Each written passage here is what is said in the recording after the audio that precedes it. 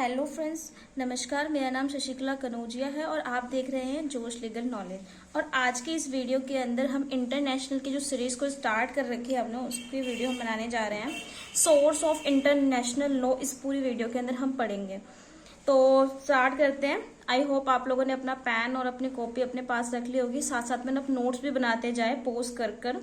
तो स्टार्ट करते हैं। सोर्सेज ऑफ इंटरनेशनल लॉ का सबसे पहले मतलब क्या होता है। इंटरनेशनल लॉ तो आप लोग को मैंने पहले डेफिनेशन दे दी है और वो काफी इंपॉर्टेंट डेफिनेशन थी। अब सोर्सेज क्या होता है। सोर्सेज का मतलब होता है स्रोत, कि आपने इंटरनेशनल लॉ का कहाँ से लिया है, कैसे वो आया, ये हमारा सोर्स होता है। तो हम पढ़ते हैं। तो सबसे पहले हमने जो इंटरनेशनल लॉ लिया था वो कहाँ से लिया था। वो आर्टिकल 38 क्लोज 1 आर्टिकल 38 क्लोज 1 के अंदर of the statute of international court of justice का एक स्टैट्यूट था, उसके अंदर से लिया था। सबसे पहले तो इंटरनेशनल लॉ कोई कोडिफाइड तो लॉ है नहीं, तो हमने इसमें कुछ ना कुछ इनहेल किया है, कुछ ना कुछ इंक्लूड किया है कहीं ना कहीं से। तो इसके स्रोत सबसे पहले इंटरनेशनल कन्वेंशन थे, second custom, general principle of law और फिर जुडिशियल डिसीजन। जैसे कि हम कोई भी लॉ बनाते हैं तो हम सबसे पहले क्या देखते हैं। सबसे पहले हम उसके कस्टम्स को देखते हैं, प्रिंसिपल्स को देखते हैं, या फिर उसके बाद हम उसको इनेक्ट करने के बाद जुडिशियल डिसीजंस को लेते हैं कि ऐसे केसेस के ऊपर पहले के जुडिशियल डिसीजन कैसे आए थे। तो ये सब देखा जाता है। तो इसके लिए विचार है। कन्वेंशन का मतलब मैं आपको बताऊंगी आगे। This provision shall not prejudice the power of the court to decide a case of ex equo et bono if the parties agree thereto।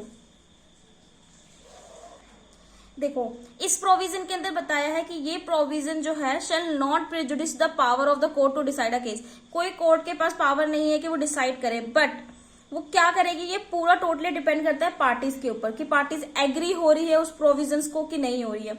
मैंने आपको पहले भी बोला था कि मैं रेक्टिफिकेशन का एक टॉपिक पढ़ाऊंगी जो हमारा आगे टॉपिक है, क्योंकि अभी उस पर ना मैं थोड़ा सा समझा के आपको समझ में नहीं आएगा, तो मैं आगे के वीडियो में कवर करूंगी। तो उस टॉपिक को जरूर देखना। उस टॉपिक को देखने के बाद हमें ये पता चल जाता है ना कि कैसे कैसे हमारी जो ट्रीटीज होती है या इंटरनेशनल लॉ के अंदर कौन सी कंट्री किस अकॉर्डिंग आती है। तो ये सब चीज उसके अंदर पढ़ेंगे।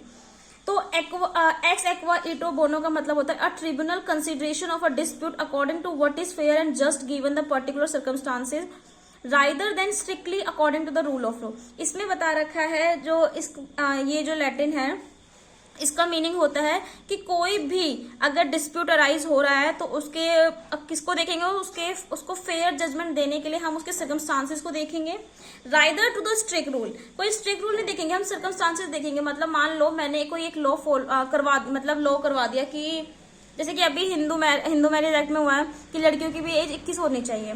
मैंने लॉ बना दिया, बट हम ये देखेंगे ना अगर कभी डिस्प्यूट अराइज होता है तो उसके सर्कमस्टांसेस कैसे हैं, क्योंकि बहुत सारे सर्कमस्टांसेस इसके अंदर भी हमारे निकलते हैं। तो अब स्टार्ट करते हैं। ऐसे आर्टिकल 38 क्लोज 1 सब क्लोज ए ऑफ वही स्टैट्यूट जो है, statute of international court of justice जो है वो क्या बोलता है। ए कन्वेंशन और ट्रीटी। हम सबसे पहले ए को पढ़ेंगे। वो इंटरनेशनल कन्वेंशन बोलो या ट्रीटी बोलो, इसका पहले मतलब क्या होता है। जैसे कि आप कॉन्ट्रैक्ट करते हैं ना, सेम मतलब ना वही होता है कि कन्वेंशनल और ट्रीटी का मतलब होता है कॉन्ट्रैक्ट करना किसी दूसरी कंट्री से कि हाँ हम इस लॉ को, इस ड्यूटीज को हम फॉलो करेंगे और हमारे पास राइट है इस काम को करने का। तो स्टार्ट करते हैं। It is the first and important source of international law. The term treaty may be defined as the agreement entered between the nation through agreement certain duties and obligation and rights that is enforced is considered as treaty। जिसको हमने जैसे कि कोई agreement enter किया जाए किसी nation के बीच में, जैसे कि मैंने नेशन बताया था आपको, इंटरनेशनल, यहाँ पर इंटरनेशनल को नेशन बोला गया है और स्टेट को कंट्री बोला गया है। तो जो भी कंट्री के बीच में जो भी एग्रीमेंट हो रहा है, जो स्टेट के बीच में एग्रीमेंट हो रहा है, उसी को हमने बोला है यहाँ पर कन्वेंशन और ट्रीटी। अब जो एग्रीमेंट हो रहा है वो किस बेस पे हो रहा है, जो हमारे इंटरनेशनल कब बनेगा, जब हम सभी को मिला के ही तो इंटरनेशनल बनेगा।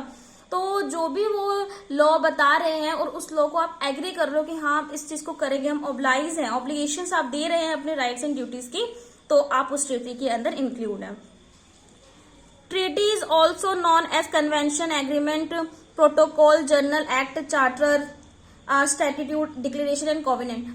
मतलब जो ट्रीटी है आप उसको ऐसे ही बोल सकते हो कि एक एग्रीमेंट है, कन्वेंशन है या चार्टर है, कोई चार्टर, जैसे कि हम पहले हमने बहुत तो पढ़ा था, मैंने पढ़ाया नहीं अपने वीडियो में, बट मैं उसकी वीडियो बनाऊंगी। मैंने आपको पहले ही बोला था इंडियन कॉन्स्टिट्यूशन की जो हिस्ट्री थी उसके ऊपर वीडियो बनाऊंगी। तो जो उसके अंदर चार्टर्स थे बहुत सारे, तो जो रूल्स एंड रेगुलेशन में लिखे हुए थे, प्रोविजन जो लिखे हुए थे, उसको हम चार्टर बोलते हैं। तो वो सब है। ट्रीटी का भी ना एक टॉपिक मैं पूरा कवर करूंगी, इसमें ट्रीटी कैसे की जाती है, इफेक्ट क्या आता है, कैसे ट्रीटी खत्म की जा सकती है वो। तो treaty can be bilateral and multilateral. Bilateral means when treaty is formed between the two nation, and when there is a treaty between more than two nation is consider multilateral international. देखो इसमें बता रखा है कि bilateral और multilateral जो treaty होती है वो कैसे होती है। बायलैटरल का मतलब क्या होगा, बेसिकली बायलैटरल का मतलब जब दो नेशन के बीच में ओनली ट्रीटी हो रही है तब, और when there treaties between more than two, जब उस दो और दो से ज्यादा नेशन के बीच में ट्रीटी हो रही है तो उसको मल्टीलैटरल बोल देंगे। अब हम कस्टम पढ़ते हैं। कस्टम क्या है? कस्टम का मतलब जैसे कि आपने पता, आप लोगों को पता है कि कस्टम का मतलब होता है क्या। आप देखो अब इंटरनेशनल लॉ को बनाया जा रहा है, तो यहाँ पर अब हमारे इंडिया का कस्टम अलग है, अमेरिका का कस्टम अलग है, और रशिया का कस्टम अलग है, तो और भी बहुत सारे कंट्री स्टेट है जिनका कस्टम अलग अलग है। तो सबके कस्टम को ध्यान में रखकर तो उसको बनाया जाता है। तो करते हैं। वेटलेक ने डिफाइन किया था custom as the line. Custom एक लाइन है of conduct which the society has consented to regard or obligatory. The obligation is based upon the common consent of nation extending over a period of time of sufficient duration. Thus custom is not merely a habit or uses. सबसे पहले custom कैसे बनता है, आपने uses सुना होगा। Uses क्या होता है, जैसे कि कस्टम का ही एक आप बोल सकते हो एक पार्ट है। जब यूजेस नहीं होगा तो कस्टम नहीं होगा। यूजेस का मतलब होता है कि कोई भी अगर रीति रिवाज हम स्टार्टिंग कर रहे हैं, फॉलो कर रहे हैं, और वो कुछ टाइम तक खत्म हो गई तो उसको तो हम यूजेस बोल देंगे। बट अगर वही रीति रिवाज कंटिन्यू चल रहा है विदाउट ब्रेकिंग, बिना ब्रेकिंग के, तो और बहुत लंबे समय तक, तो उसको हम कस्टम बोल देंगे। तो यहाँ पर वेटलेक ने डिफाइन किया था कि कस्टम एक ऐसा लाइन है, कंडक्ट ऑफ द सोसाइटी है, जो हम सोसाइटी के ऑब्लिगेशंस को या उनके नॉर्म्स को, इन सबको ध्यान में रख के, पर हम जब ध्यान में रखेंगे तो हमें देखना है कि सबका जो भी है वो कॉमन होना चाहिए। तो कॉमन कंसेंट सारे नेशन उस चीज के ऊपर दें, और वो चीज बहुत टाइम से चलती हुई आ रही हो, कुछ भी हो सकता है, वो बहुत टाइम से चलती हुई आ रही हो, उसको हम कस्टम बोलेंगे। अब मैंने यहाँ पर यूजेस और कस्टम में थोड़ा सा डिफरेंस किया था, पढ़ते हैं। A usage is a general practice which does not reflect a legal obligation. एक जो यूजेस है एक जनरल प्रिंसिपल है, जो वो रिफ्लेक्ट में नहीं आता, उसमें हम कोई कानून नहीं बना सकते। क्यों? क्योंकि वो मैं आपको नॉर्मली बताऊंगी, क्योंकि वो रीति रिवाज जो है वो खत्म हो चुका है, उस पे तो लॉ बनाने का कोई फायदा नहीं। अब कस्टम क्या है? Custom is refer to those habit which are regarded as binding upon the state. कि कस्टम क्या है? ऐसे हैबिट्स है जो बाइंडिंग होते हैं किस पे? स्टेट पे। स्टार्क ने इसकी डेफिनेशन दी थी, usages represent the initial stage of the custom, जो मैंने आपको बताया था कि एक इनिशियल स्टेज है। Custom begin where usages become general. कस्टम तब बनता है जब यूजेस जनरल इसका मतलब यूजेस ही कंटिन्यू चल रहा है, वो रुक नहीं रहा है, तो बाद में उसको कस्टम बोल देते हैं। यूजेस का मतलब ही पढ़ लेते हैं। Usages mean the term usages is mean at a practice of a certain uniformity and consistency such that it is possible to presume a duty to act accordingly although their duty is not of a legal character but a moral one और of court से। जैसे कि जो uses होता है उसका मतलब होता है कि जैसे कि कोई भी आप प्रैक्टिस कर रहे हो, उसके अंदर अगर यूनिफॉर्मिटी, कंसिस्टेंसी जो है उसको आप प्रिज्यूम कर रहे हो कि हो सकता है, बट वो बाद में जाके नहीं होता। यूजेस का मतलब बता रही हूँ, जैसे कि मैंने कोई एक ना लॉ भी नहीं कहूंगी, रीति रिवाज में कुछ बनाते हैं, मैंने कुछ बना दिया, अब वो चल रहा है, बट वो रुक गया यहाँ पर, अगर वो कंटिन्यू हुआ तो उसको यूजेस बोलेंगे। अब फॉर्मेशन ऑफ कस्टमरी रूल कैसे होता है? जैसे कि मैंने आपको पहले बताया कि ड्यूरेशन होना चाहिए कि वो बहुत लंबे समय तक चले, यूनिफॉर्मिटी होनी चाहिए, कंसिस्टेंसी होनी चाहिए कि कंटिन्यू चले, और जनरलिटी होना चाहिए कि जनरल होना चाहिए, ऐसा नहीं है कि किसी और के ऊपर कुछ और है, किसी और के ऊपर कुछ और है। मैं यहाँ पर कस्टमरी रूल्स के बारे में बता रही हूँ जो हमारे इंटरनेशनल लॉ के अंदर। अगर मैं आपको हिंदू लॉ का अलग से बताऊंगी तो उसके कस्टम्स अलग हैं, मुस्लिम लॉ के अलग हैं, क्रिश्चियंस लॉ के अपने अलग होंगे, तो सबके अलग अलग होते हैं। अब हम पढ़ेंगे कस्टम और पहले मैं आपको ये पढ़ा देती हूँ, फिर मैं कस्टम और ट्रीटी में डिफरेंस पढ़ा दूंगी। General principle of law recognise by the civilise nation. जो जनरल प्रिंसिपल ऑफ लॉ है वो क्या रिकॉग्नाइज करता है, सिविलाइज नेशंस को। तो जनरल प्रिंसिपल पढ़ेंगे हम। Applies to all legal system की जो जनरल प्रिंसिपल होता है उसको रिकॉग्नाइज अगर हर स्टेट के नेशन ने किया है, सिविलाइज ने किया है, तो वो क्या है, वो लीगल सिस्टम बन गया है। तो आर्टिकल 38 क्लोज 1 और C of the statute of international court of justice third important source of law है।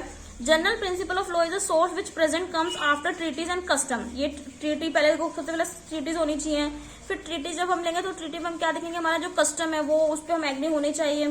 फिर जनरल प्रिंसिपल देखेंगे, general principle of law only when there is a no treaty relevant to the dispute or when there is a no customary international law that can be applied in a particular case. If general principle of law only when there is a no treaty relevant to the dispute, अगर कोई जो treaty है वो dispute में ना हो, is no treaty relevant to the dispute और when there is a no customary international law that can be applied in a particular case. General principle तब होता है जैसे कि जब कोई ट्रीटी के अंदर कोई डिस्प्यूट ना हो पहले, और कोई कस्टम जो है कस्टमरी इंटरनेशनल लॉ है वो अप्लाई ना हो रहा हो किसी पर्टिकुलर केस पे, तब हम जनरल प्रिंसिपल ऑफ लॉ को यहाँ पर देखते हैं। अब जनरल प्रिंसिपल ऑफ लॉ होता क्या है, तो जनरल प्रिंसिपल ऑफ लॉ के बारे में बताते हो। General principle of law recognise by the civilise nation, जैसे कि हर एक नेशन का जो भी इंसान मतलब इंडिविजुअल है, जैसे कि हमारे इंडिया के हम लोग इंडिविजुअल हैं, is main civilise nation of the world community in their domestic law. तो जो हमारे डोमेस्टिक लॉ है, अगर हमारा जैसे कि पहले तो ट्रीटीज देखी जाएगी, फिर कस्टम देखा जाएगा, अगर इन दो में ये दोनों नहीं हो रहे हैं, इन दोनों से सॉल्व नहीं हो रहा है, तो हम जनरल प्रिंसिपल लिखेंगे कि हमारा जो डोमेस्टिक लॉ है क्या वो उसको वॉलेट कर रहा है। अगर उसको वॉलेट नहीं कर रहा हो तो उस प्रिंसिपल के अकॉर्डिंग हम लोग कुछ भी जो भी कोई केस आता है, कुछ भी आता है, तो उसको देखा जाएगा।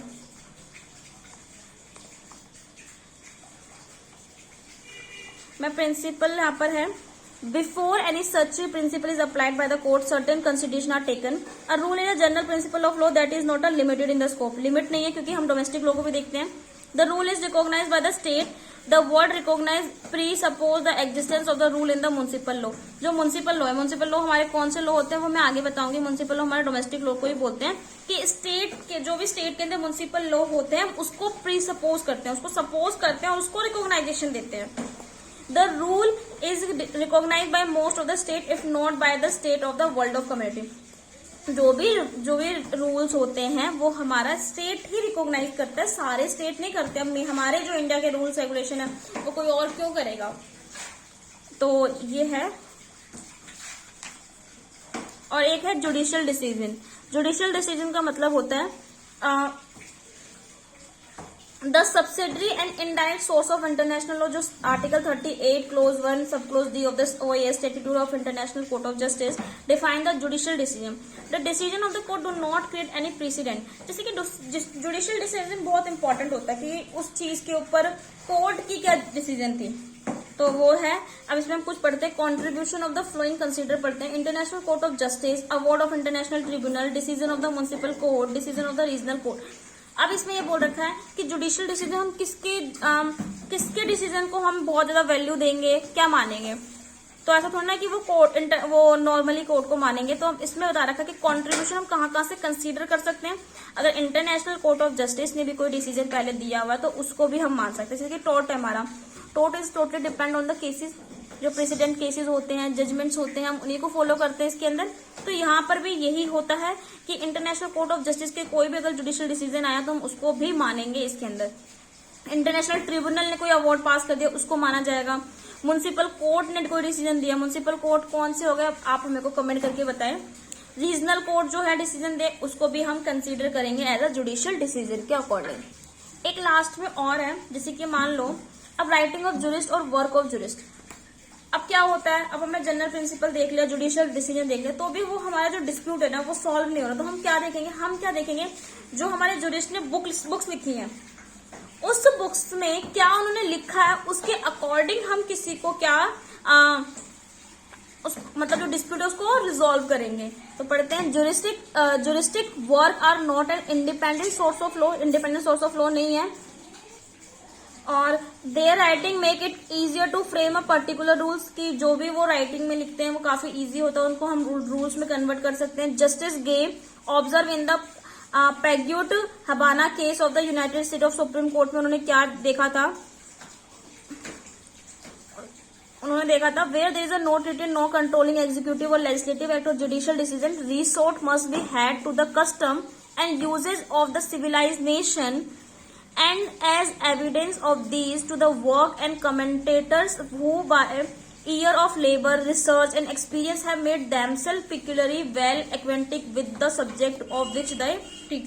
इस केस के अंदर बोला था, जो पैग्यूटी हबाना केस था उसमें ये बोला था हमारे जस्टिस गे ने कि मैंने एक ऐसा भी देखा था जहां पर कोई ट्रीटी ना हो, कोई इस केस के अंदर क्या था, कोई ट्रीटी नहीं थी, कोई कंट्रोल नहीं था एग्जीक्यूटिव का, ना लेजिस्लेचर का, कोई जुडिशियल डिसीजन उस चीज पे नहीं था.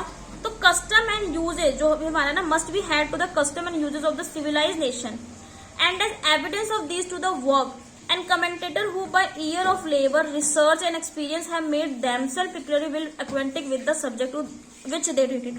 तो उधर क्या देखा गया था, उधर ये देखा गया था जो भी हमारे जुडिस्टिक हैं या कमेंटेटर जिसको बोला जाता है, उन्होंने उनके जो भी रिसर्च थे, उन्होंने जो एक्सपीरियंस अपना लिखा था उस बुक के अंदर, उसको देखकर हमने उस केस को सॉल्व किया. तो such work are resorted to by a judicial tribunal not by the speculation of their author concerning what the law ought to be, किस लॉ को हमें आउट करना चाहिए, but for trustworthy evidence of what the law is really. When all the source listed in article have failed to resolve the dispute, जब सारे source खत्म हो जाते हैं तो हमें क्या देखना होता है, before the court although it is difficult to lay down the precisely the reason for referring teaching of the most highly qualified published as the substantive matter of the determinants of the law. जैसे कि जब सारे किसी भी चीज को, किसी भी डिस्प्यूट को अगर रिजोल्व करते हैं तो सबसे पहले क्या देखते हैं कि क्या ये जो स्टेट है वो ट्रीटी में आई है, ठीक है, मान लिया, क्या इसका जो भी हमारा, उसके बाद हमने कस्टम पढ़ा था, क्या वो कस्टम फॉलो कर रही है, अगर ठीक है, और अगर फिर उसके बाद हम अगर ये दोनों नहीं कर रहे होते तो जनरल प्रिंसिपल देखते हैं, क्योंकि जो जनरल प्रिंसिपल में हमने क्या पढ़ा था, जनरल प्रिंसिपल में हमने पढ़ा था कि वो डोमेस्टिक लॉ को, म्युनिसिपल लॉ को देखेगी. अगर म्युनिसिपल लॉ भी उस पर्टिकुलर टॉपिक के ऊपर नहीं है और उस पर भी डिस्प्यूट हो रहा है तो ये देखा जाएगा कि हमारे जो जुरिस्ट थे उन्होंने अपने एक्सपीरियंस के द्वारा उस बुक के अंदर क्या क्या लिखा है, रिसर्च क्या की है, उस पब्लिश्ड बुक, ऐसा नहीं किसी भी बुक को, पब्लिश्ड बुक जो है उसको हम सब्सिडरी मीन्स मान लेंगे और उस चीज से हम उस डिस्प्यूट को रिजॉल्व करेंगे. आई होप आपको सोर्स ऑफ इंटरनेशनल लॉ समझ में आ गया होगा. ये रियली काफी इंपॉर्टेंट टॉपिक है आपके सभी एग्जाम में, आपके एलएलबी के एग्जाम में या आप कोई एंट्रेंस एग्जाम दे रहे हैं उसके अंदर हमारा पब्लिक इंटरनेशनल लॉ एक खुद ही अच्छा वाइड स्कोप होता है, उसमें काफी मार्क्स कंटेन करता है, तो ये आपको पता होना चाहिए. अगर आपको मेरी वीडियो अच्छी लगी तो प्लीज इसे लाइक करें, कमेंट करें, शेयर करें, and also subscribe my YouTube channel जोश लीगल नॉलेज. Thank you.